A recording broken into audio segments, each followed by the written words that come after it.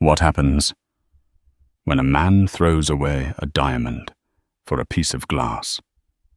Marcus Thorne had it all: a brilliant, loving wife, a baby on the way, and a company on the rise. But it wasn't enough. He traded his pregnant wife, Mina, for a younger model, leaving her with nothing but divorce papers and a broken heart. He told her she was a burden he was shedding. 4 years later, Marcus is desperate, his company failing, begging for a buyout from a mysterious, silent billionaire. He walks into that final boardroom meeting expecting a savior, but what he finds is his past.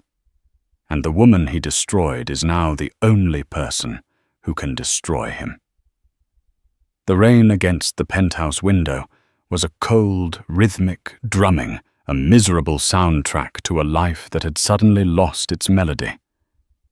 Mina Hayes. No, she was still Mina Thorne. For now stared at the skyline of Seattle, but the city lights were just a watery blur. She was 7 months pregnant, and the weight of the baby boy under her heart was the only thing that felt real. Everything else had just detonated. Her husband, Marcus Thorne, CEO of Thorne Dynamics, was standing by the sleek, minimalist fireplace, his back to her. He hadn't even taken off his $3,000 Tom Ford overcoat. "Marcus, please," Mina whispered, one hand pressed against the tight swell of her stomach. Just look at me. Tell me this is a joke. A sick, horrible joke." Marcus turned slowly. His face, which used to be her entire world, was now a mask of cold impatience. He was handsome, with sharp patrician features and eyes the color of steel.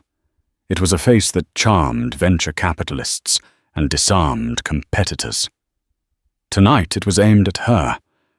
"It's not a joke, Mina," he said, his voice clipped. "I'm leaving. The divorce papers will be sent to you by my lawyer, Jonathan Pierce, tomorrow morning." "Divorce." The word came out as a strangled gasp. "Marcus, I'm carrying your son." He actually winced at that, a flicker of annoyance. Don't do that, Mina. Don't use the baby as a bargaining chip. It's unseemly." A bargaining chip. She could feel a hysterical laugh bubbling in her throat, mixing with the bile.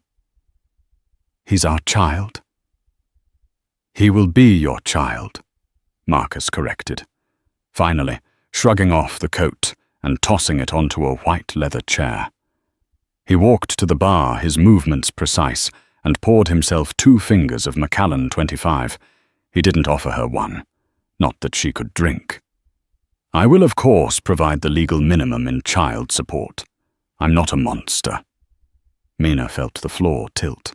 This wasn't happening. This was the man who just 6 months ago had wept with joy at the first ultrasound.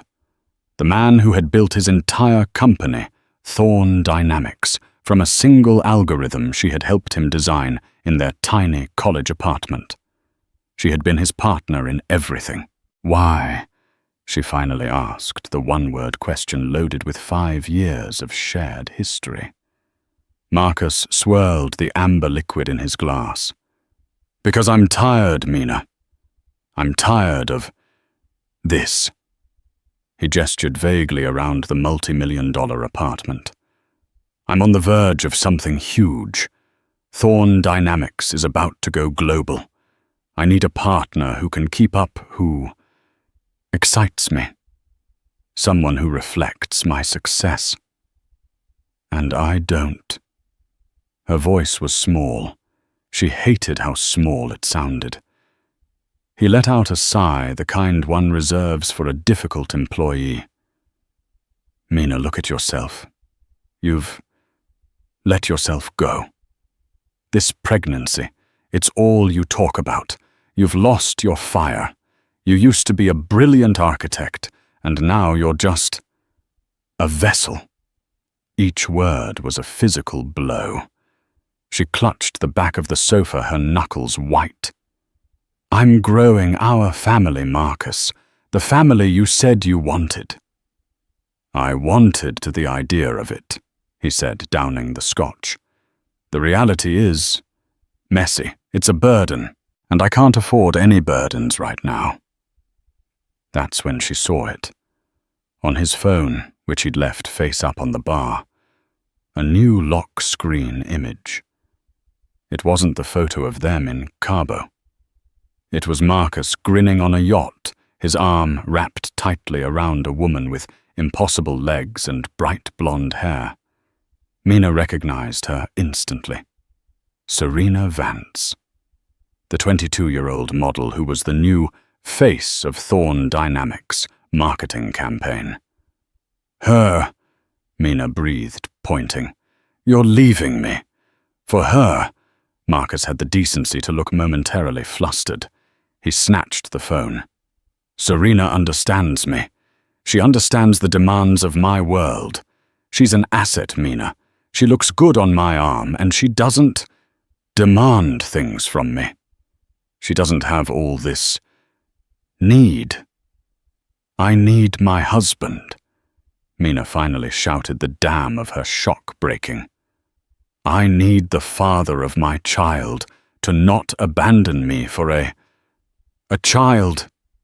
"She's 22, Marcus snapped, "and she's more of a woman than you've been in months. And this is done." He walked to the door. "I've already packed a bag. It's in my car. The driver is waiting. My lawyer will be in touch. I suggest you get your own." He paused his hand on the polished steel door handle. "I'd also suggest you move out quickly." He added, his voice devoid of all emotion. "This apartment is tied to the company, and I'll need it for corporate functions. You can go back to your sisters, I suppose." And with that, he was gone. Mina stood in the echoing silence of the penthouse, the rain lashing the glass. She looked at the empty Scotch glass on the bar, at the indentation on the chair where his coat had been. It was as if he had never existed. She slid down the back of the sofa until she was sitting on the cold marble floor. The baby kicked a hard, sudden jab under her ribs, as if he too could feel the sudden icy void. "It's just us now," she whispered to her stomach, as the first real agonizing sob tore itself from her chest. "It's just us." The humiliation was a physical sour taste that lingered for weeks. Moving out of the penthouse was a blur of sympathetic turned pitying looks from the building's concierge. Marcus, in a final act of petty cruelty, had his assistant, a sharp-faced young woman named Janice, oversee the move, ensuring Mina took only her personal effects. She ended up in the spare bedroom of her sister Chloe's cramped two-bedroom apartment in Bellevue, across the water from the glittering prison of her old life. The room was painted a cheerful but nauseating lavender, and smelled faintly of Chloe's cats. Chloe, ever the pragmatist, was furious. "He's a monster, Mina. A sociopath. He didn't just leave you. He tried to erase you. That algorithm. You wrote the core code for that. You have a claim." But Mina was too broken to fight. She was 32 years old, heavily pregnant and unemployed. She had given up her own promising career as a senior software architect at Microsoft to help Marcus build Thorn Dynamics from scratch. She was a co-founder in spirit, but her name was on none of the incorporation documents. Marcus had insisted it was cleaner to keep it all in his name, that it was all for their future anyway. She, in her love-blinded haze, had agreed. The divorce proceedings were swift and brutal. Marcus's lawyer, Jonathan Pierce, was a shark in a bespoke suit. He painted Mina as a gold digger, despite the fact she'd been with Marcus when he had nothing but student debt and a bad haircut. "Mr. Thorn is offering a one-time settlement of $50,000. Pierce said, his voice smooth as polished stone in a sterile conference room. "In exchange, Ms. Hayes, He made a point of using her maiden name, will waive all future claims to Thorn Dynamics, its assets, and any future earnings. Mina's legal aid lawyer, a well-meaning but overwhelmed woman named Sarah, scoffed. That's insulting. We're talking about a company valued at over $50 million, and there is the matter of the child. Pierce smiled a thin, reptilian expression. Mr. Thorne is prepared to meet the state-mandated minimum for child support. The $50,000 is generous. It's a fresh start fund. If you fight this, we will drag it out. We will counter-sue for emotional distress. We will prove Ms. Hayes was a destabilizing factor, and her condition made her erratic and unfit. Take the deal, Ms. Hayes. Mina looked at her sister, then at her own trembling hands. She had no money to fight. A protracted legal battle would last longer than her meager savings. She was about to give birth. "I'll take it," she whispered the words, feeling like ash in her mouth. 2 months later, Liam Hayes was born. He was small, perfect, and had Mina's deep blue eyes.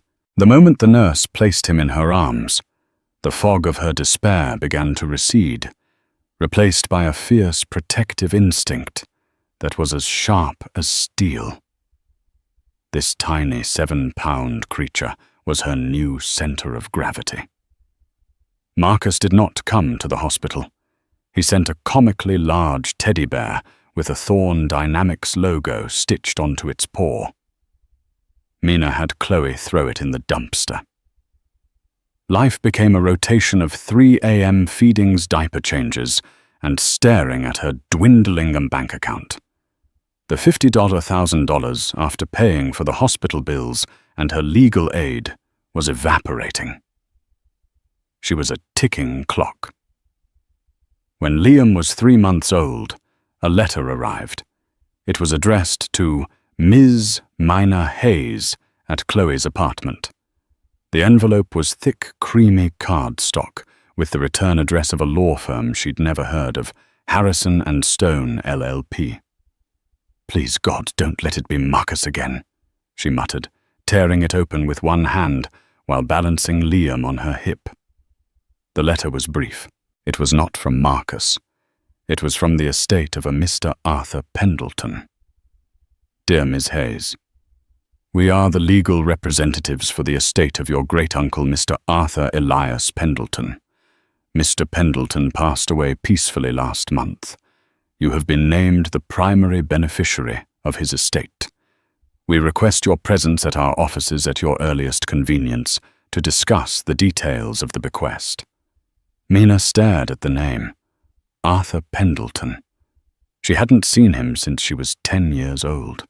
He was her grandmother's eccentric, reclusive brother, a man who lived in a sprawling, dark house on Orcas Island and was rumored to be difficult. Her family had mostly forgotten he existed. "A beneficiary," she said to Chloe, who was reading over her shoulder. "He probably left me a box of old books." "Hey, we can sell them," Chloe said, ever practical. "Go. What have you got to lose?" The next day, Mina bundled Liam into a borrowed car seat and drove to the offices of Harrison and Stone. They were in an old, prestigious building downtown, the kind with polished mahogany and brass fixtures. She felt small and shabby in her maternity jeans and a faded t-shirt. She was ushered into a vast, book-lined office. A man in his late 60s with a kind face and sharp, intelligent eyes stood to greet her. "Ms. Hayes, I'm Robert Harrison. A pleasure. And this," he said, smiling warmly at Liam, "must be the newest edition." "This is Liam," Mina said, her voice shaking slightly. "Mr. Harrison, I think there's been a mistake. I barely knew my Uncle Arthur." "There's no mistake," Robert Harrison said, gently gesturing for her to sit. "Arthur was a very specific man.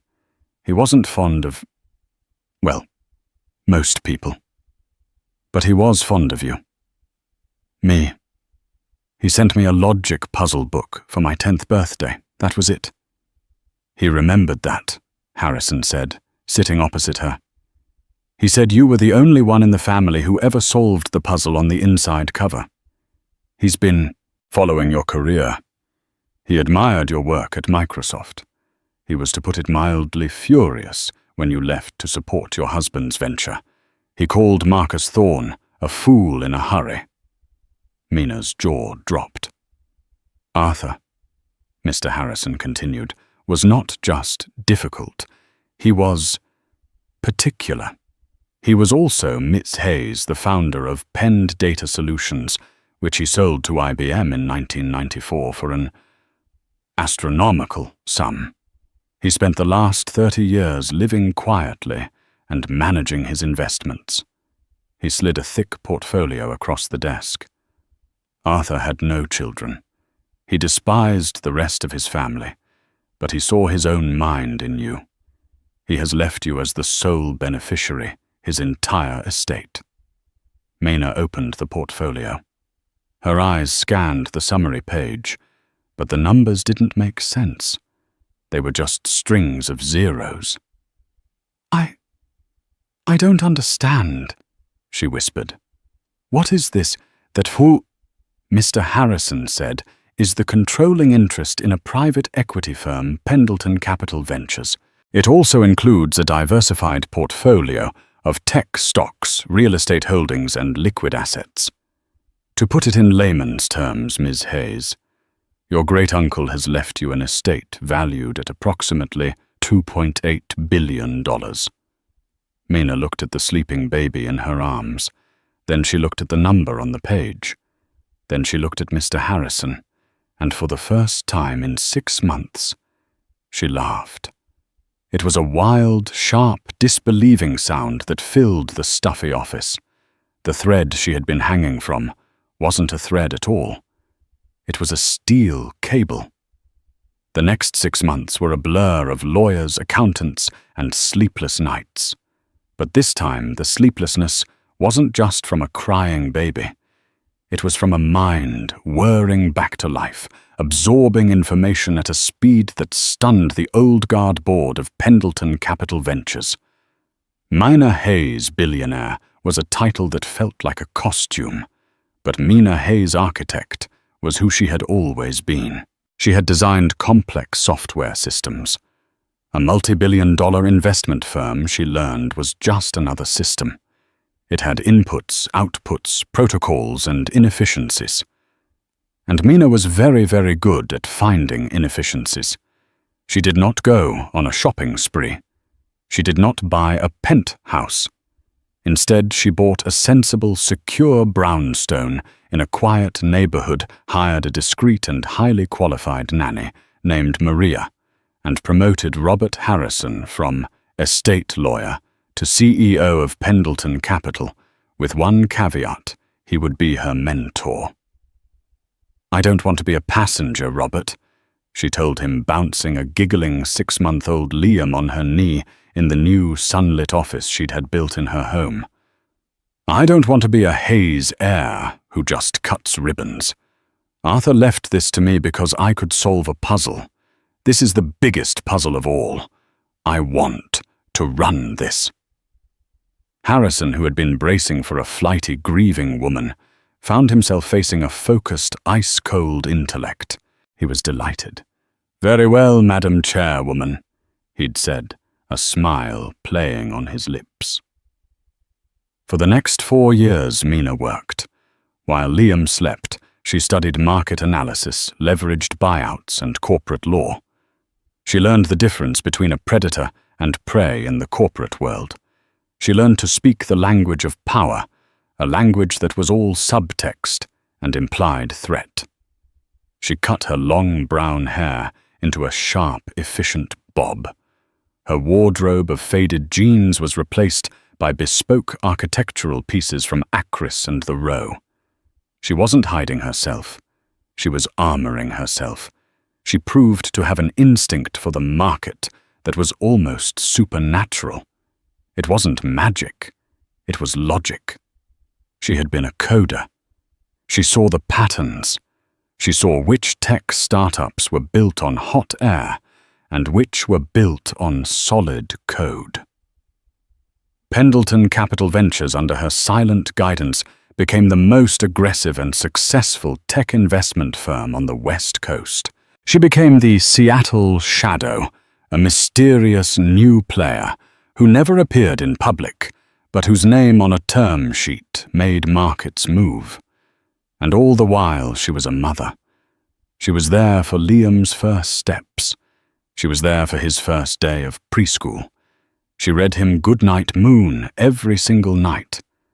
Her life was a fortress of two halves, the soft, warm love for her son, and the cold, precise ambition of her work. One person, however, was not having a good 4 years. Marcus Thorne. On the surface, his life was perfect.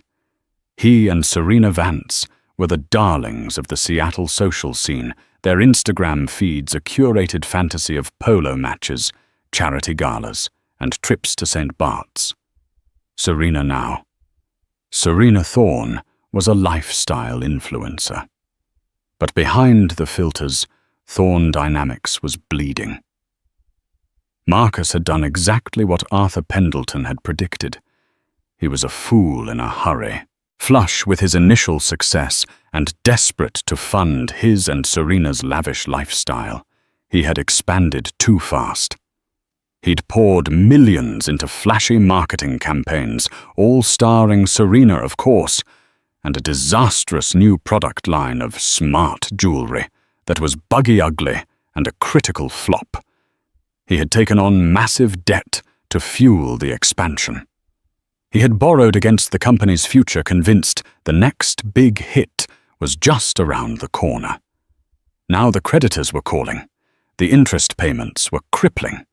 Thorne Dynamics, once valued at $50 million, was now a company drowning in $70 million of debt, desperately trying to sell itself before the banks seized its assets.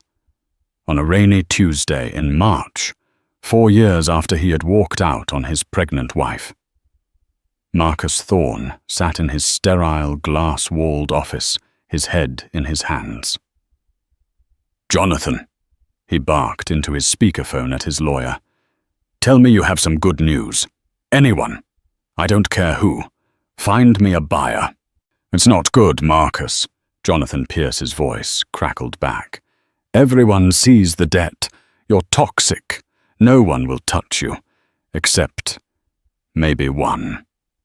Marcus sat up, hope flaring. "Who? I'll take it. Who?" "A new private equity firm. Very aggressive, very private. They're called Pendleton Capital Ventures. They've been quietly asking questions. They might be interested in an acquisition." Marcus had never heard of them. "Pendleton. Like the blankets, I don't care. Set up the meeting. Offer them anything. Just get me in a room with them." "They don't do meetings like that, bitter Marcus. They're sharks. Their CEO is a man named Robert Harrison. All communication goes through him, and he's already sent a preliminary offer." "What is it?" Marcus demanded, pacing. "It's low, Marcus. They're offering to assume all outstanding debt. In exchange, they get 100% of the company." Marcus stopped. "So, I get nothing. Zero. You get to walk away without $70 million in personal liability, which, by the way, you are absolutely on the hook for. It's the only offer on the table. In fact, it's the only offer you're likely to get. They want to meet Friday to finalize the due diligence." Marcus looked at a framed photo of himself and Serena on a red carpet. He looked at his beautiful office. He was 37 years old, and he was about to be completely wiped out. "Fine," he spat. "Book the meeting. I'll go. I'll meet this Harrison. I'll convince him. My brand, my name is worth something. I'll get an equity stake. I'll get something." He had no idea he was a lamb meticulously fattened, walking willingly to the slaughter. Mina sat in what her team called the war room. It was a secure, sound-proofed chamber in the sub-basement of her brownstone, linked directly to the Pendleton Capital offices. The walls were a mosaic of data screens, and at the center was a long black conference table. "He's panicking," said David Chen, her head of acquisitions, a man she'd poached from Goldman Sachs. "He's trying to get a face-to-face with Mr. Harrison, hoping to charm his way into a better deal." Mina looked at the live data feed of Thorn Dynamics stock, which was now trading in pennies. "He believes his charm is an asset. Let him. Robert knows how to handle him." "Madam Chairwoman," Robert Harrison's voice chimed in from the head speaker. "Thorn's lawyer just confirmed he will be at our offices Friday at 10 a.m. for the final review. He still believes this is a negotiation." "It is not a negotiation," Mina said, her voice quiet. "It's a formality. David, what's the status on the debt?" "We own it," David said with a wolfish grin. "All of it. We spent the last 6 months buying it up from his creditors at pennies on the dollar. The banks were so desperate to get it off their books, they practically gave it to us. He's not in debt to the banks anymore, Mina. He's in debt to us. We are the creditor, the debtor, and the sole interested buyer. It's a closed loop." Mina nodded a slow, deliberate motion. "Perfect. Is the other matter handled?" David's grin widened. "The Serena Thorn file." "Oh yes. Her influencer agency, Vance Lifestyle, is leveraged to the hilt by the same bank that held Marcus's primary note. We acquired their debt as part of the package. As of this morning, we own her too. We just haven't told her yet." "Good," Mina said. "One thing at a time. The meeting on Friday. I will be there." There was a sudden silence in the room. Even Harrison on the speaker seemed surprised. "Mina, are you sure you've never attended an acquisition finalization? It's unnecessary. Your anonymity is your greatest asset." "It's necessary for this one, Robert," she said. She looked at a small framed photo on the edge of her desk. It was of Liam, age 4, missing his 2 front teeth and grinning. "He won't be negotiating with you, Robert. He'll be signing the papers, and then you will bring him to the main boardroom. I will be waiting." "As you wish," Harrison said. The next few days were for Marcus a fever dream of false hope. He practiced his speech in the mirror. He was Marcus Thorn, the innovator. He would make them see. He'd convince this Harrison person to keep him on as CEO. He'd get a golden parachute at least. Serena was, for the first time, not helpful. "This is so stressful, Marcus," she whined, filming herself with a new skin-firming wand for an Instagram post. "Are you sure we're going to be okay?" "My agent just called and said our spring campaign was under review." "What does that even mean? I'm Serena Thorn." "It means nothing, baby," Marcus said, straightening his tie, the knot suddenly feeling tight as a noose. "I'm going to fix it. I'm going to meet this Pendleton Capital Group and I'm going to fix it. This Harrison guy, he's just an old money suit. He won't know what hit him." On Friday morning, Marcus kissed Serena goodbye. She barely looked up from her phone, texting someone named Alexei about a potential collaboration in Dubai. Marcus stepped out of his gleaming and leased Maserati and into the lobby of the Pendleton Tower. It was a monument of glass and steel that dwarfed his own rented office space. He felt a sudden, unwelcome pang of inadequacy, which he quickly smothered with arrogance. He was escorted to a conference room on the 30th floor. Robert Harrison was waiting. He was exactly as Marcus had pictured, old grandfatherly, and Marcus assumed soft. "Mr. Thorn, a pleasure. I am Robert Harrison." Mr. Harrison, Marcus said, flashing his trademark smile, the one that had won him millions. Call me Marcus. I'm ready to discuss the future of Thorn Dynamics. Excellent, Harrison said, sliding a thick document across the table. The future is, as you know, with us. This is the final transfer agreement. We assume all debt. You sign over all assets, including intellectual property and brand trademarks. Please sign on page 4, 12 and 33. Marcus stared at him. Wait, we're not going to discuss terms. My role, I'm the face of this company. I am Thorn Dynamics. Harrison looked at him over the top of his spectacles. Mr. Thorn, with respect, Thorn Dynamics, is a failing entity with $70 million in debt. Its only value is in its core algorithm, which our team believes can be salvaged. Your face, as you put it, has no asset value on our books. In fact, your personal brand is considered a liability. You will have no role. A liability?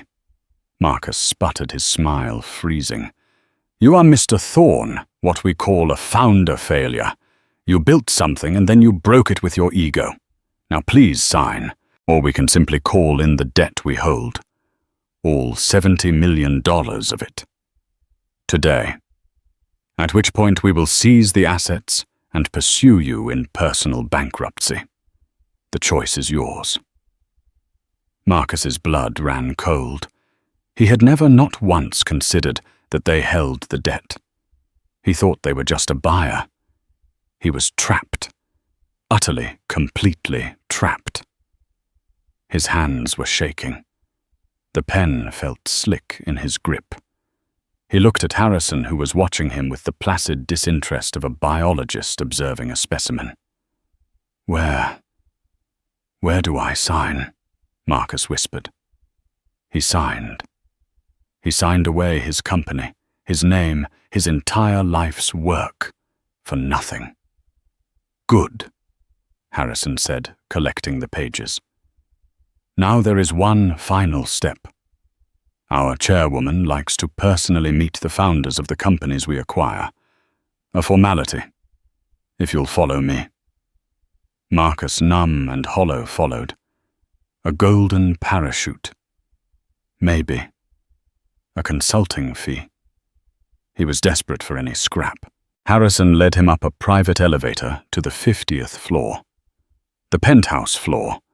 The doors opened onto a vast, stunning boardroom with a 360-degree view of Seattle.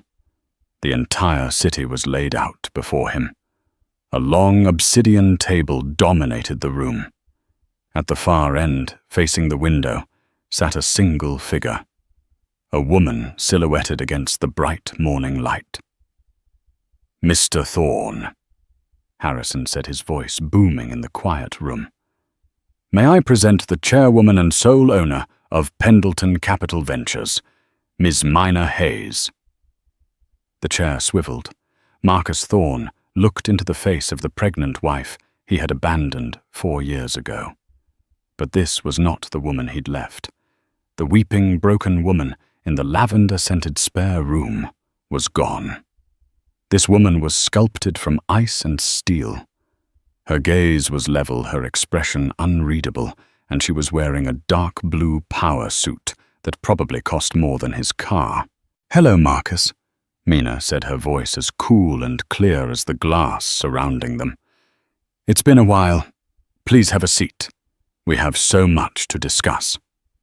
Marcus Thorn's world did not just tilt. It inverted, shattered, and dissolved into a deafening static. His first idiotic thought was, this is a prank. His second was, she's a secretary, a high-level assistant. This is a joke. She's Mina. He stammered, his voice a full octave higher than usual. He tried for a laugh, but it came out like a cough. What is this? What are you doing here? Mina leaned forward, folding her hands on the polished black table. I'm here, Marcus, because I own this building. I own this table, and as of—" She glanced at her watch, a slim, elegant Patek Philippe. "3 minutes ago, I own you." Harrison stepped forward, his grandfatherly demeanor gone, replaced by the sharp edge of a corporate executioner. "Mr. Thorne, you have been addressing Ms. Mina Hayes, our chairwoman. She is the EH on all internal documentation. She founded Pendleton Capital Ventures." Founded? Marcus's mind was failing to connect the dots. You had nothing. I gave you $50,000. You were living with Chloe. You did. Mina agreed, her voice dangerously pleasant.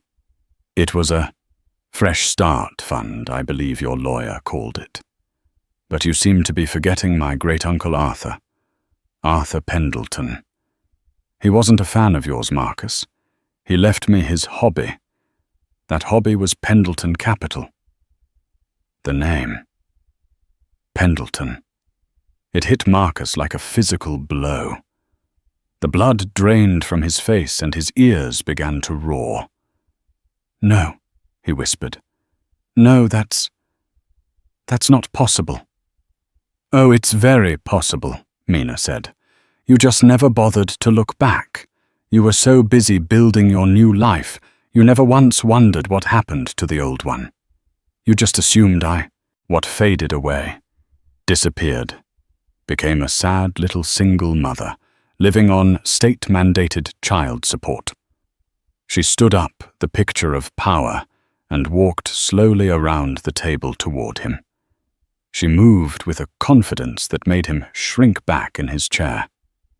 "For 4 years, Marcus, I've watched you," she said, her voice dropping to a near whisper, yet it filled the room. "I watched you dilute your own stock to pay for Serena's birthday parties. I watched you take on ruinous debt for a product line you knew was flawed, all to impress people you don't even like. And I watched my team buy up every last piece of that debt. Every late-night loan, every desperate bond. They all belong to me." She stopped directly in front of him. He had to crane his neck to look up at her. "You called me a burden," she said, her voice devoid of heat, a cold, simple statement of fact. "You said I was a vessel. You said I had, lost my fire." She smiled, but it was a terrifying expression. It held no warmth, only triumph. "The truth, Marcus, is you were always the burden. I was the one carrying you. The algorithm that started your entire company. I wrote 80% of that code. And in the fine print of the intellectual property agreement you just signed, you handed it and all its derivatives back to me. The one valuable thing your company had left is now mine." Marcus was hyperventilating. His vision was tunneling. The room felt suddenly unbearably hot. You did this for revenge," Mina laughed, a real, genuine, and utterly chilling laugh. "Revenge," she said. "Oh, Marcus, you think you're that important? You think I spent 4 years of my life plotting to destroy you? Don't flatter yourself. This wasn't revenge. This was pest control, a hostile takeover, a simple acquisition." She leaned in closer, and his senses were overwhelmed. She smelled of expensive perfume, something dark and complex like sandalwood and victory. "You were a loose end," she whispered. "My son's last name is Hayes. My name is Hayes. The name Thorne is a stain I've been meaning to wipe clean for a very long time.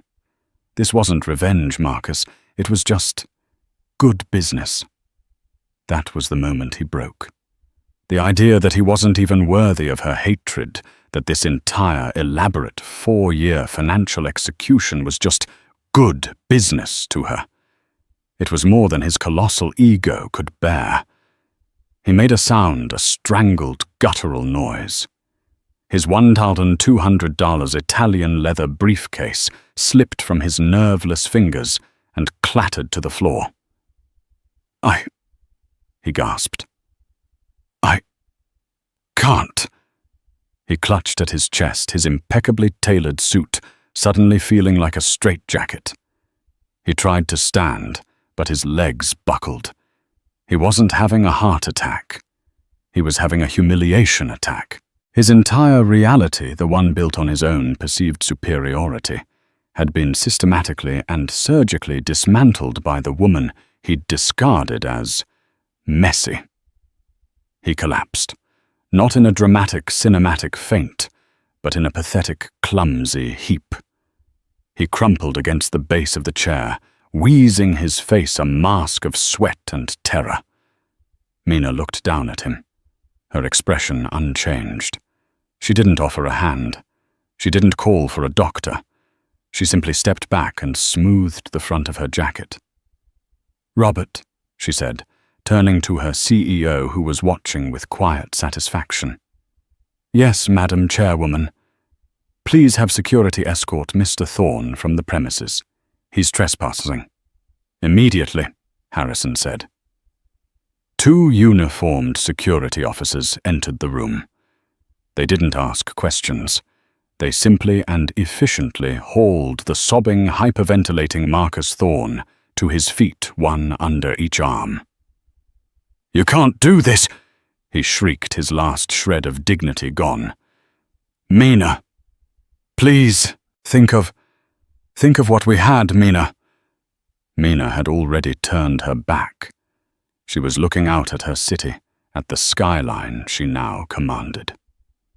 "Remove him," she said, and the doors swished shut, cutting off his desperate cries. Marcus was deposited onto the curb outside the Pendleton Tower. The drizzle of the Seattle morning was cold on his sweat-drenched shirt. People in business suits walked past, their eyes sliding over the disheveled man, weeping on the pavement, and then, as polite society dictates, looking quickly away.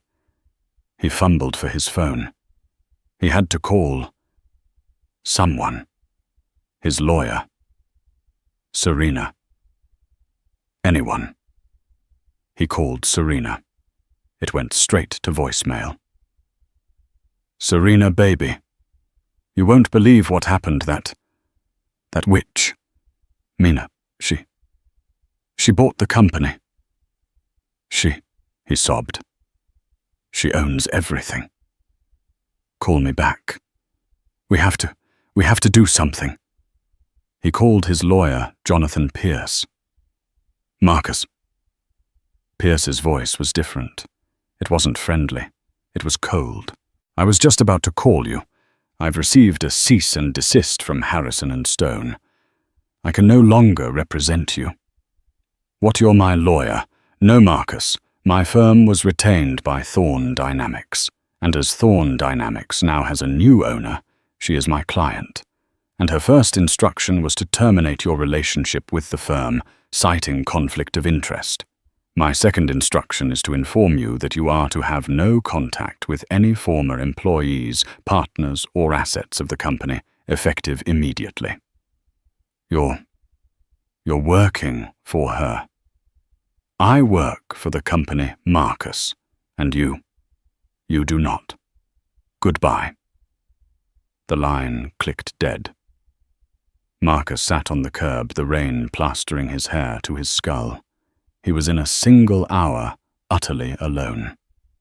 He tried Serena again. Voicemail. He took a cab back to the lavish condo he shared with her. He'd have to sell it. No, she would have to sell it. The lease was in his name. Everything was in his name. He stumbled into the apartment, calling her name. "Serena. We have to pack. We have to go." The apartment was quiet, but it wasn't empty. In the master bedroom, Serena's walk-in closet, usually a chaotic explosion of designer labels, was half empty. Her jewelry case was open and vacant. On the bed in a pristine white envelope was a note. It wasn't even a letter. It was her engagement ring, the 6-carat cushion-cut diamond he'd bought with a line of credit from the company, and a single slip of paper. Marcus. My agent just called. My contract with Vance Lifestyle was terminated by the new parent company. They said I violated a morals clause. And then Alexei called, from Dubai. He said he just got an email from the new head of my agency, a Ms. Hayes. She bought the entire agency, Marcus. She's freezing my assets. She's cancelling my campaigns. She's ruining me. I can't be with a man who lets this happen. I'm going to Dubai.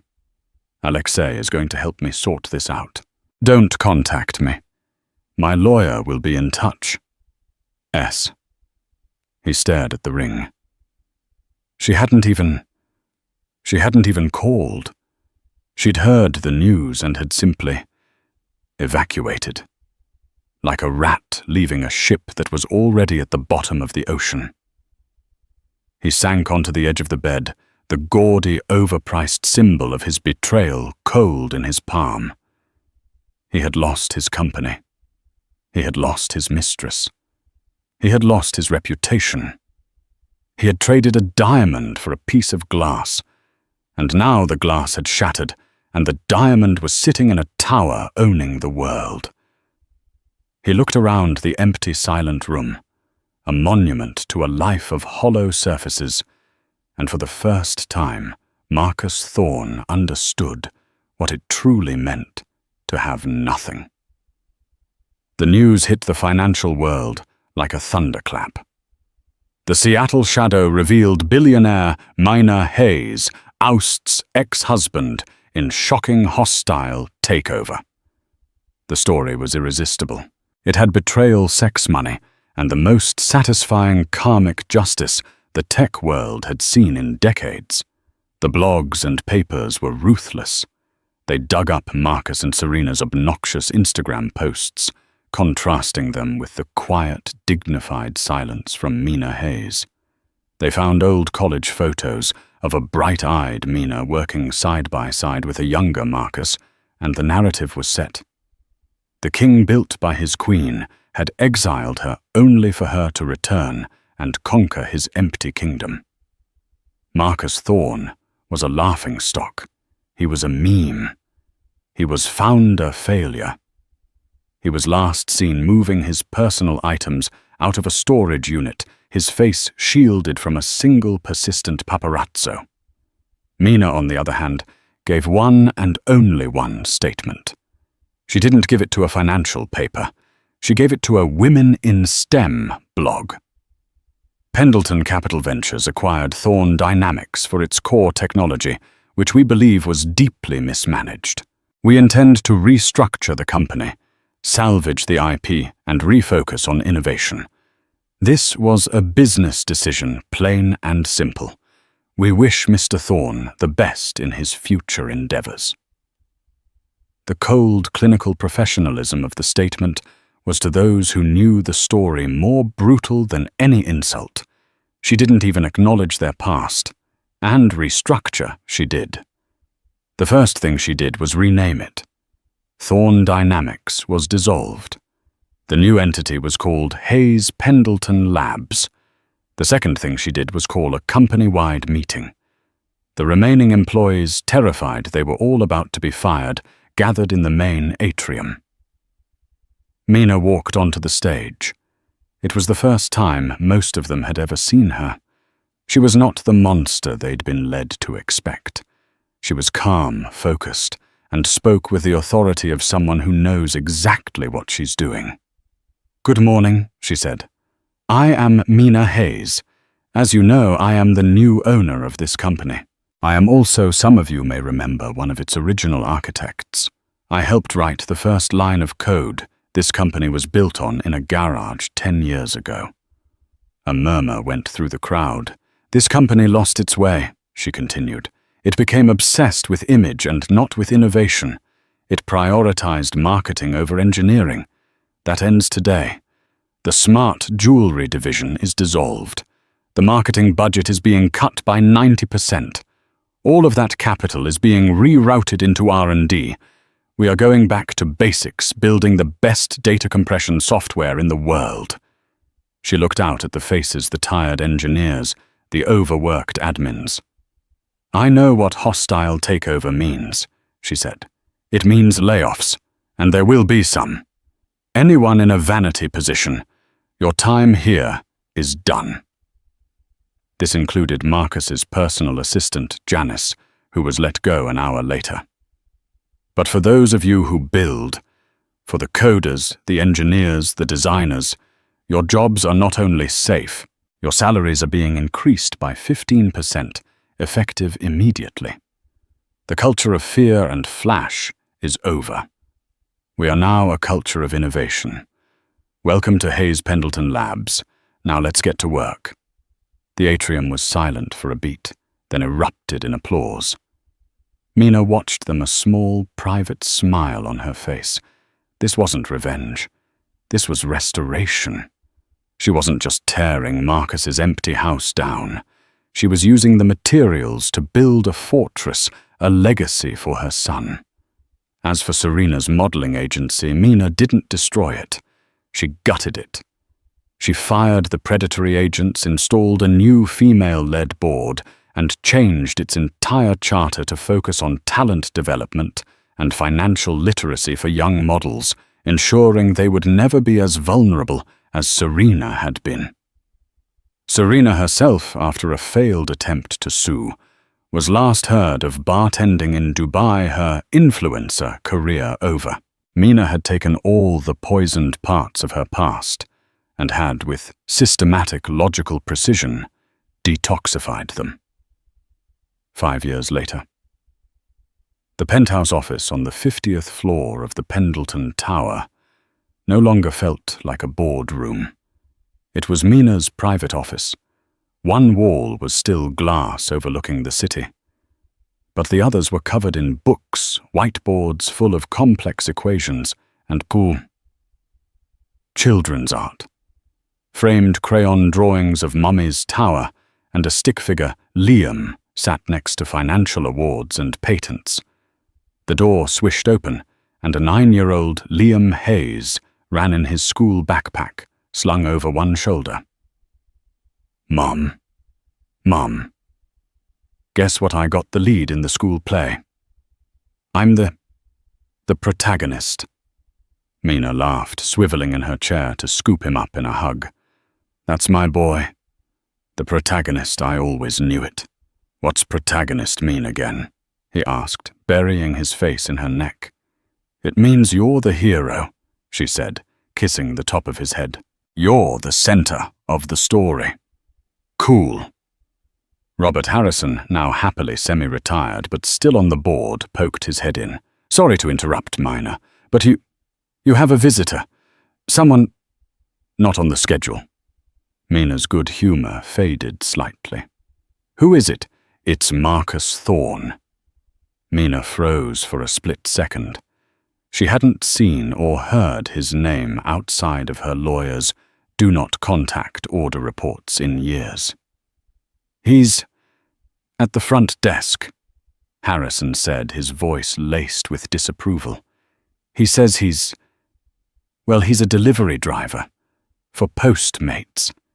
He said he has a food delivery for you. Mina looked at Liam, who was now busy at a small table building a complex Lego creation. He didn't even know his father's name. She felt nothing. Not hatred, not anger, not even pity, just a vast empty distance. He was a stranger, a ghost. I didn't order any food, Robert, she said simply. I know, it's a ham sandwich. He's just standing there. He looks old, Mina thought for a moment. She looked at her son, the true center of her universe. She looked at the empire she had built. And she looked at the door. Tell security to send him away, Robert, she said, her voice soft. He's at the wrong address. There's no one here by that name. Very good, Madam Chairwoman. He smiled and was gone. Mina turned back to her son. Hey, protagonist, how about we finish up here and go get some real food, I'm thinking. The best pizza in Seattle.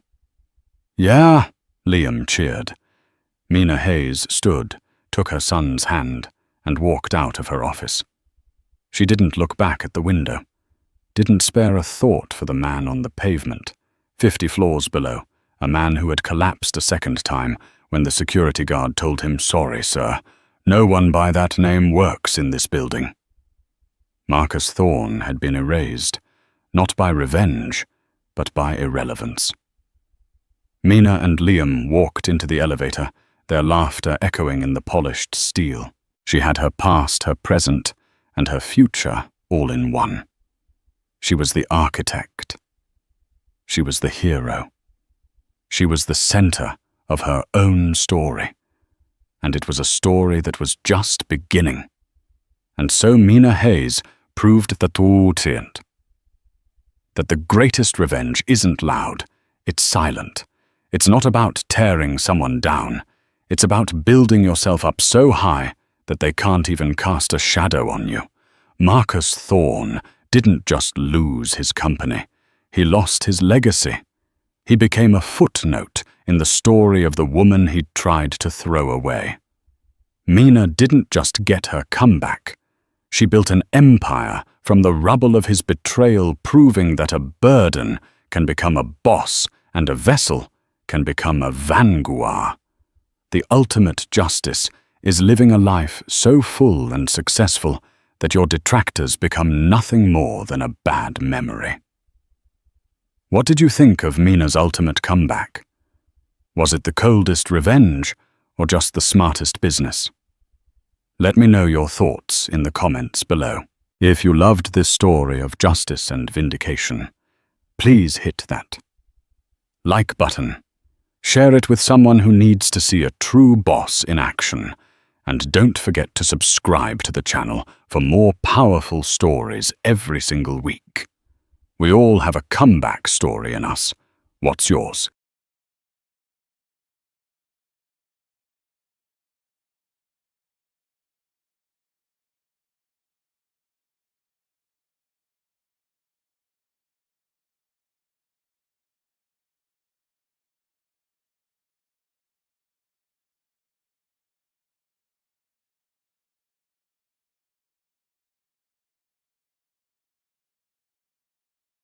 Hello everyone and welcome back to our channel.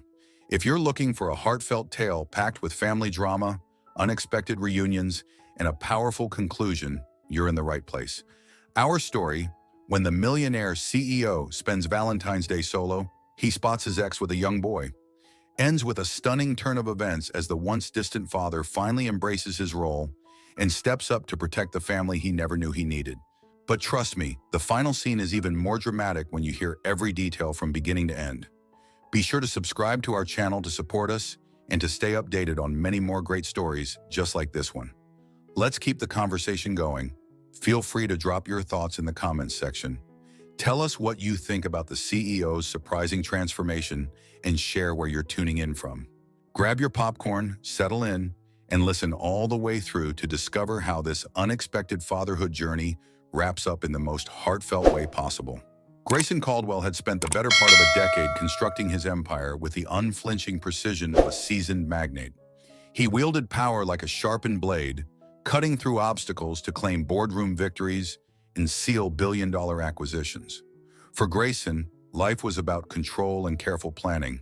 No surprises, no deviations. He made his own luck because depending on chance was, in his eyes, a fool's errand. Yet on a chilly Valentine's Day evening, as he sat in the corner of an opulent restaurant, sipping aged whiskey while couples around him exchanged coy glances and whispered endearments, chance finally gained the upper hand.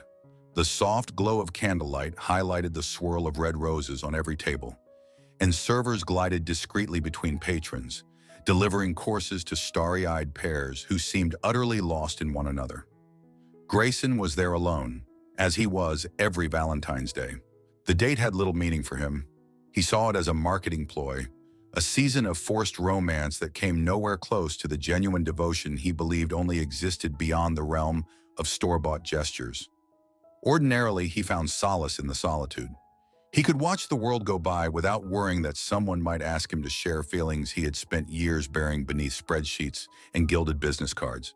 But the hush of private emotion in the restaurant that night held a different resonance. He felt a subtle, unsettling prickle at the back of his neck. His restless gaze roamed over the sea of couples until, across the room, he saw someone who made him nearly drop his glass. Celeste Navarro, the woman who had once been the axis of his life. 3 years had passed since their abrupt separation. 3 years since Celeste had vanished without a phone call or even a farewell that might have provided closure. Grayson's pulse hammered in his ears, his rigid posture betraying the tremor of old memories surging to the surface. She looked as if time had hardly touched her. Her ebony hair was still styled in soft waves, and she carried herself with that understated grace that had always drawn his eye. But there was something else, someone else. A small boy, perhaps 3 years old, sat beside her, swaying his tiny legs beneath the table. The child's big, inquisitive eyes flashed in the candlelight, a shade so strikingly similar to Grayson's own that his breath caught in his throat. He realized, with the jarring force of a skyscraper's foundation quake, that he was looking at a boy whose face carried echoes of his own features. Alarm clashed with disbelief inside him. Could this child be his son? A flurry of questions rattled in Grayson's mind. Why had Celeste never told him? Had this been the reason she left so abruptly, vanishing into the shadows of his perfectly orchestrated life? Unable to quell the sudden swirl of raw emotion, Grayson abandoned his whiskey. Each step towards Celeste's table felt heavier than the last, like trudging through thick mud. As he approached, she lifted her eyes, and the flicker of recognition there stunned him. His heart pounded, and for a second, he thought about turning around, leaving before he heard any answer. But the impossible truth compelled him forward. The dim lighting felt stifling as he stood before her, an apparition from a shared past neither had completely left behind. He eyed the boy once more, noting the curve of the child's nose, the arch of his brow. It was a reflection of Grayson, undeniable proof that fate had kept one massive secret from him. When he finally spoke, his voice was low, quavering with emotion he couldn't hide. "Is he mine?" Celeste tensed, her hands bunching the napkin on her lap. She hesitated, but the pause was long enough to tell Grayson that his suspicion was correct. The moment stretched into infinity as the child, oblivious to the charged moment, took another bite of his pasta. And in that silent interlude, Grayson's carefully calibrated existence, built on unshakable focus and discipline, began to tilt, as if someone had nudged the axis of his entire world. A cold wave of shock rolled over Grayson, who stared from Celeste to the boy and back. The only thing that cut through the stifling air between them was the restaurant's gentle hum, silverware clinking, hushed laughter from surrounding tables, and the clatter of plates being whisked away. The child's easy, content expression formed such a stark contrast to the tumult swirling in Grayson's mind that he felt unbalanced. In that heady moment, he recalled every conversation, every time Celeste had seemed distant or distracted all those years ago. How had he missed it? Could he truly have been so blind as to not notice signs of pregnancy, of worry, or subtle changes in her demeanor? Before he let the shock root him motionless, Grayson forced himself to speak. "I asked you a question," he repeated, his voice noticeably calmer this time, but still firm. Celeste's eyes darted to the boy, who was now humming happily as he swung his little feet. At last, she said softly, "Not here." Grayson drew in a sharp breath, any illusions he might have had instantly shattering. It was already too late to protect himself from the truth. He stepped aside, indicating that Celeste should lead the way, and when she signaled a nearby waitress, someone she seemed to know well, to watch the little boy, Grayson's pulse accelerated. This staff member must have seen them together before. It spoke volumes to him that the arrangement was so easy, so practiced. Once out of the main dining area, they found a quieter space near the restaurant's grand entrance, where the evening chill occasionally seeped in whenever the doors swung open. Celeste kept her distance. She folded her arms over her chest as if physically shielding herself from the confrontation that had been a long time coming. Grayson took a moment to steady his breathing. He reminded himself he was the same man who had once negotiated a merger with a ruthless competitor in the span of a single weekend. Now, though, every bit of that legendary composure threatened to unravel. "Tell me the truth," he said, each syllable emerging slowly. "Is he—" "He's yours," she interrupted, her voice tight but steady. Every facet of Grayson's reality seemed to break at those words. Rage flared up first. Not directed at the child, of course, but at having been shut out of something so monumentally important. Then an acute sense of pain followed, the ache of a father who hadn't even known he was a father. It was as if the ground had opened beneath his feet, revealing that what he believed was rock solid was, in fact, hollow. His words came out in a ragged breath. "Why would you keep this from me?" Celeste closed her eyes, and when they reopened, he could see tears threatening to form. "Because back then," she said carefully, "you were so consumed with your business, your acquisitions, your next big move. You never slowed down for me, let alone a child." She swallowed hard. "I was scared that if I told you, you'd feel obligated to be there, but not truly present, like it was just another responsibility. And I couldn't bear to see my child become an afterthought in your meticulously planned life." Grayson's fists clenched involuntarily. He tried to conjure an argument that he would have done the right thing, that he would have rearranged everything had he known. But part of him knew she had a point. The man he was 3 years ago might have offered material support without ever giving emotional warmth. He might have seen fatherhood as a box to check off. That possibility twisted in his stomach with shame. "That doesn't make this right," he managed. "I had the right to know." Celeste offered a nod, her guilt evident. "You did. And I'm sorry."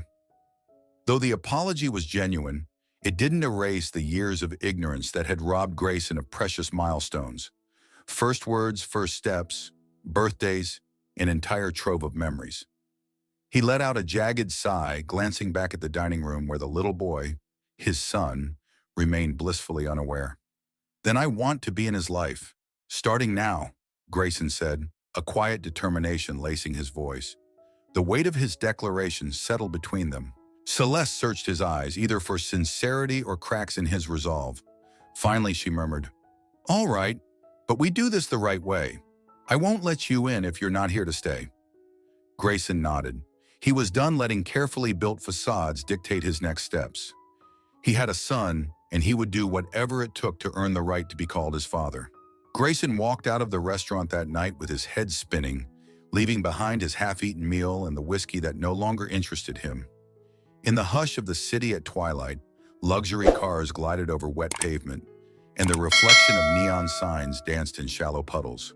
He reached his sleek black sedan, but when he slid behind the wheel, he didn't start the engine right away. He simply gripped the steering wheel, processing the seismic shift that had just rocked his world. For years, Grayson had prided himself on meticulous control. He mapped out quarterly goals, net worth targets, expansions, and acquisitions. He was a man who thrived on facts, data, and cold, hard negotiations. Yet here he was, reeling from a personal revelation he hadn't even known to anticipate. The knowledge that a 3-year-old boy, his own flesh and blood, existed somewhere in the city turned his well-ordered existence into chaos.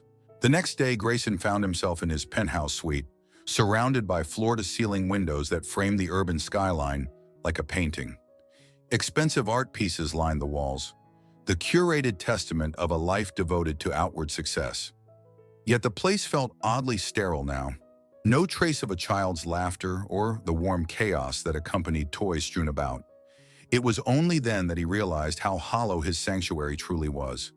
His phone buzzed, ripping him out of his contemplations. A text from Celeste. "We're going to the park this afternoon if you'd like to meet James properly. He's curious about who you are." That was the first time Grayson learned the boy's name. James. His heart lurched. It was a good name, simple and strong. Hands trembling with an emotion he couldn't name, he typed back, "I'll be there." And he meant it. He arrived at the park that afternoon, leaving his usual entourage of employees and business calls behind. The city bustle was replaced by the sounds of children shrieking happily, dogs barking, and leaves rustling as a light breeze stirred them. It was a different environment than the glass and steel world Grayson normally inhabited, and he felt oddly like an intruder. But then he spotted Celeste sitting on a wooden bench, her eyes following a small figure scrambling up a slide. The child, James, had the same thick, dark hair that Grayson did, though the boy's face still held that roundness of early childhood. Grayson approached hesitantly, every step feeling like a test. Celeste offered a small, tentative smile. She gestured for Grayson to join her. "He's been excited all morning," she said, nodding toward James. "I told him you were coming to meet him." James spotted them and hurried over, his little legs pumping. He paused a few feet away from Grayson, eyeing him curiously. "Who are you?" the boy asked in that direct, unfiltered way only children can manage. Grayson crouched to James's level. He felt oddly vulnerable as he introduced himself. "I'm Grayson," he said softly. His heart thundered at how inadequate that sounded. "I'm your dad," he thought, but couldn't quite say aloud. He glanced at Celeste for confirmation, and she nodded. He took a breath. I'm your father." James frowned in a thoughtful way. "You're my dad," he echoed, as though testing the words on his tongue. Then he tilted his head, assessing Grayson's posture, his impeccably tailored jacket, and the careworn expression on his face. In a surprising move, James reached out a small hand and touched the edge of Grayson's sleeve. "Do you like slides?" The abruptness of the question disarmed Grayson, and he let out a breathy laugh he didn't realize he'd been holding. Yes, I suppose I do." James grinned, and in his eyes, Grayson caught a glimmer of acceptance. "Let's go," the boy declared, bounding back toward the playground. For a moment, Grayson hesitated, thrown off by the sharp pivot from life-altering revelation to a simple invitation to play. Yet Celeste placed a gentle hand on his shoulder, urging him forward. "Go on," she said. "This is how he connects, with curiosity and games." Grayson's chest felt tight with a cocktail of pride, nerves, and a swirl of excitement he barely recognized. He followed James toward the playground, each step away from the bench feeling like an initiation into a new dimension of his life, one where spreadsheets and company acquisitions were overshadowed by a 3-year-old's laughter. Over the next few hours, Grayson experienced a world he never knew existed. He had visited some of the most lavish resorts and theaters across continents, yet the little public park, with its clunky swings and slightly chipped slides, felt more wondrous. James raced up the ladder, urging Grayson to follow, and the CEO, always dressed in immaculate attire, found himself climbing metal steps and helping the boy navigate monkey bars. Every so often, James would glance over his shoulder to ensure Grayson was right there, validating that this new presence in his life wasn't fading away. Celeste watched them from a slight distance, occasionally snapping photos on her phone as if to capture the fleeting magic of a father and son who were strangers mere hours earlier. It was an unspoken understanding. Those pictures were priceless in ways that corporate achievements could never replicate. Grayson didn't mind having his shoes covered in wood chips or feeling breathless from chasing James in a rambunctious game of tag. This moment was about bridging 3 years of absence through small acts of closeness.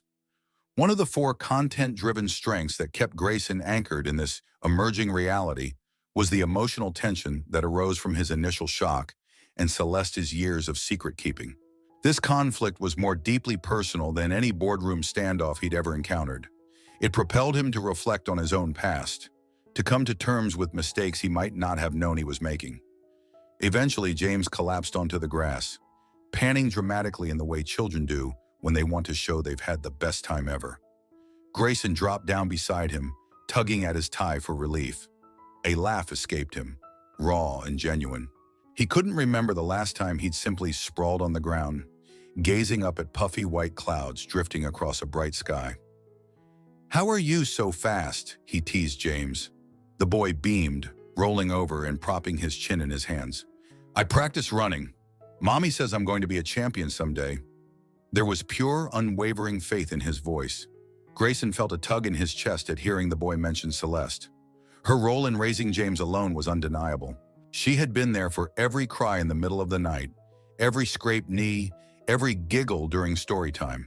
Grayson had missed all of that, but maybe he could make up for some of it now. He glanced up and saw Celeste approaching, a gentle smile curving her lips. I think someone's going to need a nap after all this excitement. She ruffled James's hair affectionately. The warmth between mother and child was palpable, and Grayson found himself envious of their easy familiarity. You too, maybe, she added, directing a playful remark at Grayson. He gave a short nod, acknowledging that he was indeed out of his element. They stood to leave, and as Celeste gathered James's little backpack and water bottle, Grayson caught his son's gaze. For a fleeting second, he saw a flicker of wonder there, as though James sensed a growing bond, thin and fragile but undeniably present. Grayson couldn't bring himself to leave with a polite wave, so he said, "Hey, I'd really like to see you again. Both of you." Celeste's eyes flicked to James and then back to Grayson. "We'll plan something," she said. Her tone was more open than he expected, tinged with a hint of relief. Perhaps she too realized this moment was a turning point. Watching them walk away, Grayson understood how drastically his life had changed within a single day. A part of him feared the responsibilities that loomed, yet a more significant part recognized that for the first time, life's biggest risk wasn't about losing a business deal. It was failing to seize the chance to be a real father. In the weeks that followed, Grayson embarked on an internal journey as monumental as any corporate takeover he'd ever orchestrated. He began his personal growth and redemption arc, the second content-driven strength driving the narrative forward. Each day, he juggled back-to-back meetings in glass-walled boardrooms, high-stakes negotiations with power brokers, and the constant buzzing of his phone, all while making time for James in ways he once thought impossible. He started small, short park visits in the late afternoons, an occasional dinner at a kid-friendly restaurant, and once even braving a children's indoor playground that left him astounded by its noise level. Grayson learned how quickly 3-year-olds could vacillate between calm fascination and gleeful chaos. Each time James squealed his name, calling him Dad more casually as the weeks went on, Grayson felt a surge of gratitude that transcended anything he'd ever experienced signing multi-million-dollar contracts. Celeste maintained a watchful stance throughout. Although she allowed more and more time for father and son to bond, Grayson could tell she was still protective. The fragility of this family structure hung in the air, reminding him that building trust was a process, not a single transaction. Sometimes in quieter moments, he'd catch Celeste looking at him with a mix of curiosity and apprehension, as though she were measuring how far he'd come from the man she once left behind. One evening, determined to offer James a glimpse of his world, Grayson invited them both to his penthouse. He had spent the day making it as inviting as possible, clearing away the typically sterile surfaces, tucking away anything that looked too fragile, and adding a few scattered toys he had purchased. When Celeste and James arrived, the boy's eyes went wide, fixating first on the panoramic view of the city's twinkling skyline. "It's so tall," James gasped, pressing his small hands against the floor-to-ceiling windows. He peered out at a horizon filled with blinking lights and neon signs. Grayson smiled, remembering the first time he'd stood in that same spot, awed by his achievements. Now the only awe he felt was directed at the child who marveled at everything around him. "Look," Grayson said, gently placing a hand on James's shoulder and pointing. "That's the river, and if you look closely, you can see the boats." James squinted, nodding emphatically. "I see them, Dad. They're moving so fast." A flutter of pride warmed Grayson's chest, but behind it lingered a pang of regret. How many times had James looked out windows elsewhere, wishing for a father's explanation of the world? How many nights had he asked Celeste questions that Grayson had never been around to answer? This unspoken guilt fueled his determination to never be absent again. Celeste wandered through the penthouse, softly remarking on the tasteful art pieces and modern furniture. Her gaze paused at a family photo from Grayson's childhood, resting on a small table. She picked it up, a gentle frown creasing her brow. "I never saw this before," she remarked. Grayson approached, his breath catching when he recognized the photo of himself at age 4, perched on his late mother's lap. "That was taken long before I knew what business even meant," he admitted, pressing his lips together at the swirl of memories. Things were simpler then. His statement hung in the quiet air, mirroring the open question. Could life become simple again, or at least simpler? Celeste set the photo down, turning to see James, who had discovered a new set of toy cars laid out on the living room carpet. His delighted laugh echoed off the penthouse walls, Walls that, for once, felt like they welcomed more than just the hush of a disciplined, solitary existence. That night, as the three of them ate a makeshift dinner, Grayson had attempted to cook, but they ended up ordering takeout when the food began to burn. Celeste opened up a little more. She shared stories of James's infancy, his bouts of colic, his first tooth, and the time she had paced the halls of a tiny apartment at 3 in the morning because nothing else would soothe him. The pang of regret cut deeper for Grayson with each tale. He understood there was an entire archive of James's life stored in Celeste's memory, one he had no right to claim or rewrite, yet desperately wanted to explore. Still, as the evening progressed, small comforts emerged. James, who had initially been shy about the penthouse's slick marble floors and glass sculptures, was now zipping toy cars across the living room with carefree abandon. He even insisted on testing them out on Grayson's pristine glass coffee table, which made Celeste wince. Yet Grayson only laughed, handing James another car to race. It was a small sign of the deep father-child bond, the third content-driven strength, that was beginning to blossom. It was nearing James's bedtime when Celeste checked the clock and let out a small sigh. "We should head home," she said, though her voice held a hint of reluctance. "He's had a big day." James feigned a dramatic yawn to illustrate just how sleepy he was. Grayson offered to drive them both home, and Celeste accepted. In the car, James dozed off almost immediately, one cheek pressed against the window. The passing city lights flickered across his face, highlighting every delicate feature that reminded Grayson of himself. Celeste caught him staring and said softly, "He really likes you. He's been talking about you a lot lately." A swirl of complicated emotions stirred inside Grayson. "I'm just doing my best," he murmured. "I don't want to mess this up." Celeste gazed at her son, then back at Grayson. "It's okay to make mistakes. Parenting is learning on the job. You just have to keep showing up." He nodded. If only every arena of life operated on the same principle. But for all his business prowess, Grayson knew fatherhood demanded humility, patience, and an openness he'd never fully practiced. When they arrived at Celeste's building, a modest complex on a quiet street, Grayson carefully unbuckled James, who stirred just enough to wrap his arms around Grayson's neck. The boy mumbled, "Night, Dad," half asleep but trusting. The word Dad was a gentle blow to Grayson's heart. It was new, it was precious, and it was something he vowed never to let go. Celeste led them into the apartment, stepping gingerly over scattered toy blocks and picture books.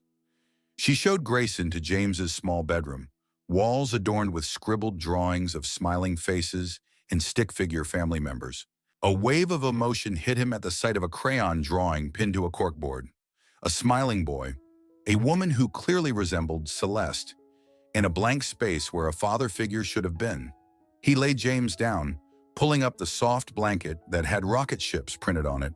The boy curled instinctively against a well-worn stuffed elephant, his breathing already deepening.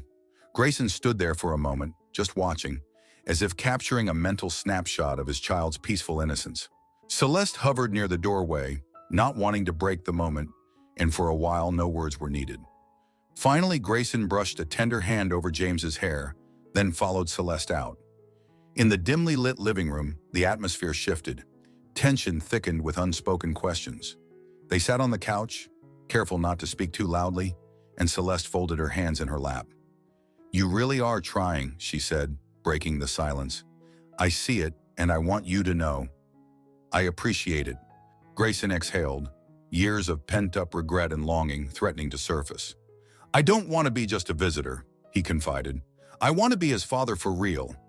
I might not know everything about him yet, or exactly how to do this, but I'm learning, and I'm not going anywhere."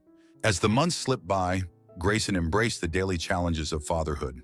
He attended toddler-friendly birthday parties, an environment that once would have made him cringe, read bedtime stories over the phone when business took him out of town, and learned to keep a stash of crayons in his office drawer for James's sudden art projects when he came to visit. The transition was not without hiccups, missed calls, emergency board meetings that ran longer than planned, and an occasional meltdown from James when Grayson had to say no to a spur-of-the-moment ice cream run. But gradually, a rhythm formed. Celeste noticed the changes, and her guarded posture softened. There were nights when Grayson would come over for dinner, helping James with simple homework assignments or teaching him how to build towering structures with plastic blocks. James would climb onto Grayson's lap with ease, asking about the pictures on his phone, mostly pie charts and corporate data that made no sense to a small child. But James always seemed enthralled by the colors. This was the first time Grayson realized how even the most mundane aspects of his life could become avenues of wonder when seen through his child's eyes. What might have surprised Grayson more, however, was the re-emergence of a familiar tension between him and Celeste.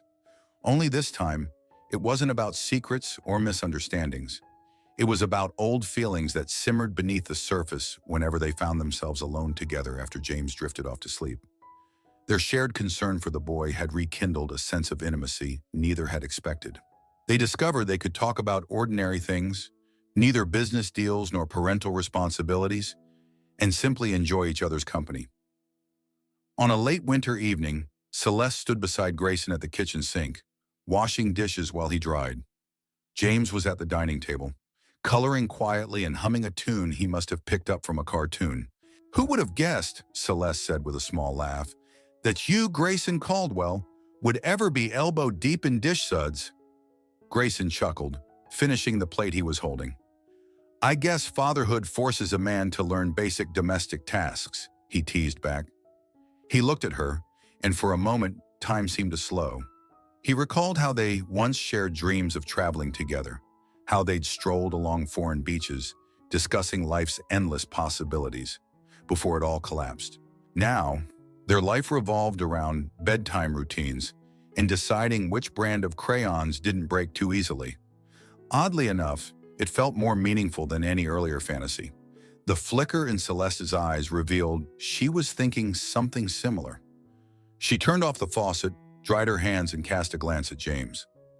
Satisfied he was engrossed in drawing, she moved closer to Grayson.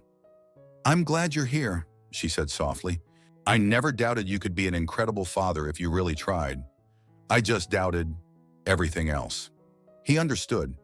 She doubted that he could prioritize a family over the unstoppable ambition that once fueled his every breath. "I'm not the man I used to be," Grayson said. "Maybe it took losing so much time with James to realize what truly matters."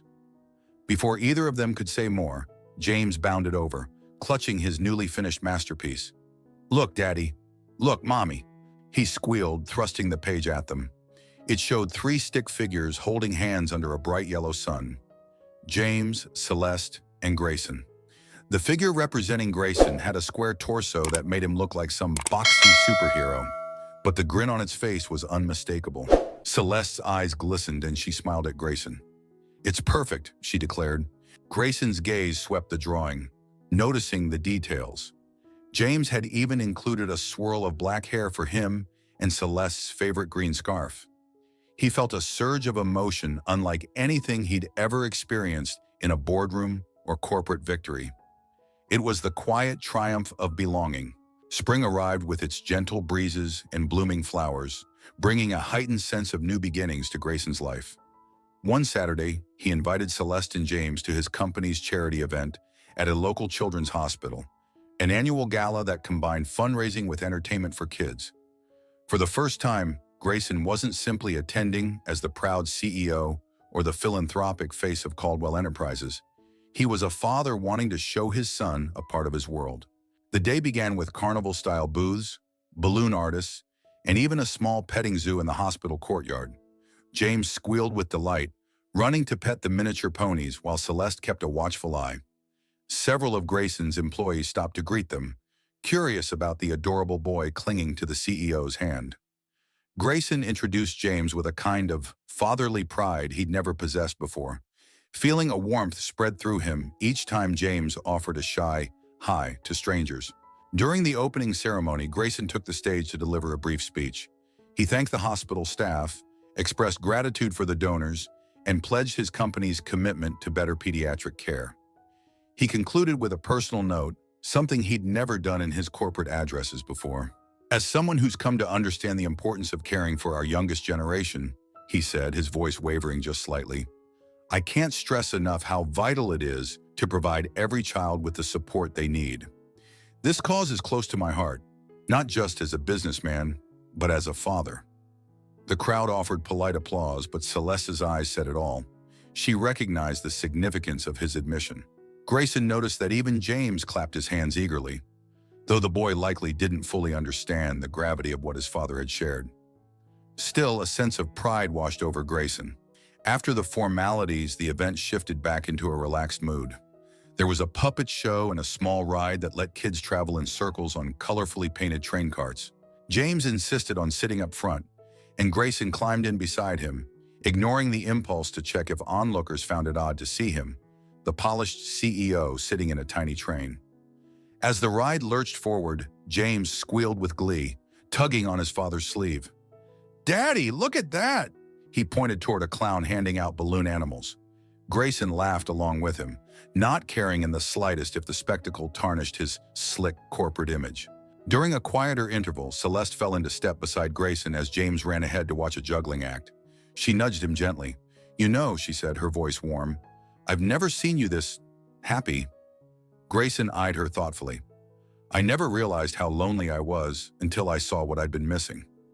He paused, scanning the courtyard where children, some in hospital gowns, laughed in the sunshine. Parents hovered near them, offering reassurance. James changed everything. Celeste nodded, her gaze softening as it rested on their boy. "He's taught me more than I've taught him, really. Patience, resilience, unconditional love." She hesitated, then shot Grayson a curious look. "And you? Do you feel you've learned those things too?" Grayson's glance lingered on James, who was now trying to mimic the juggler's motions with invisible balls. "I'm still learning," he admitted. A memory flashed.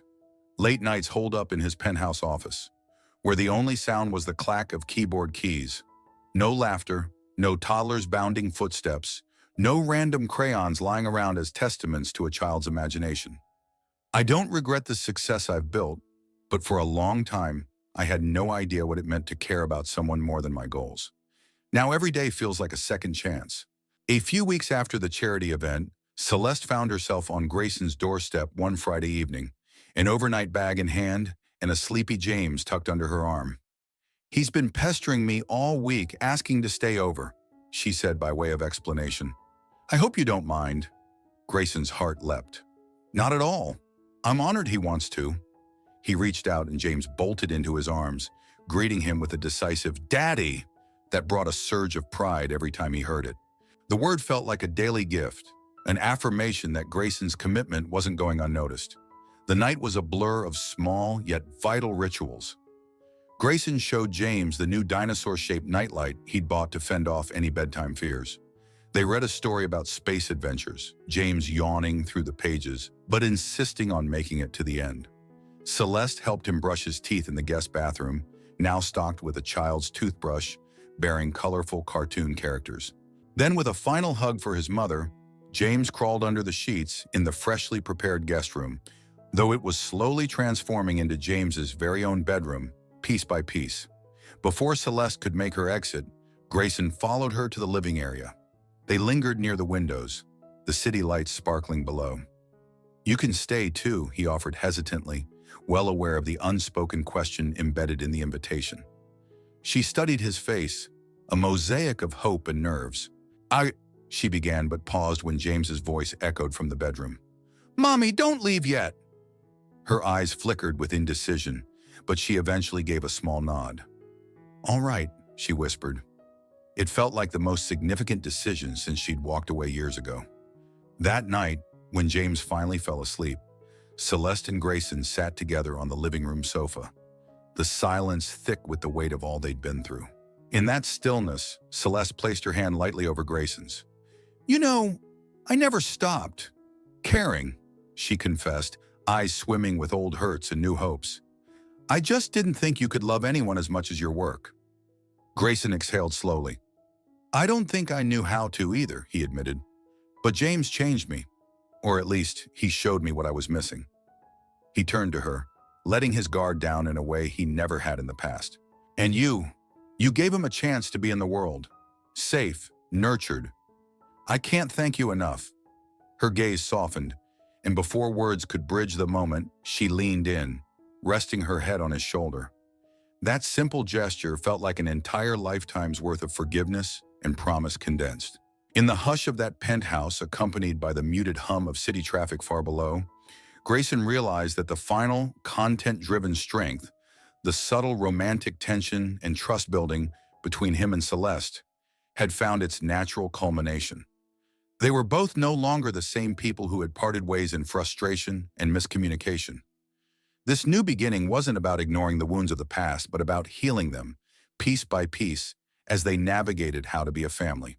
Eventually, they dozed off, lulled by the comforting knowledge that James was peacefully asleep just down the hall. When morning came, the glow of the sunrise filled the penthouse with soft gold. Grayson woke first and padded quietly to James's room. Seeing his son still curled up with his dinosaur nightlight, he felt a sense of gratitude so fierce it nearly overwhelmed him. He thought back to that Valentine's Day dinner, how alone and restless he'd felt. Back then, success had seemed the apex of life. Now he understood that real success was hearing his son laugh or watching Celeste's expression of pride when James reached another milestone.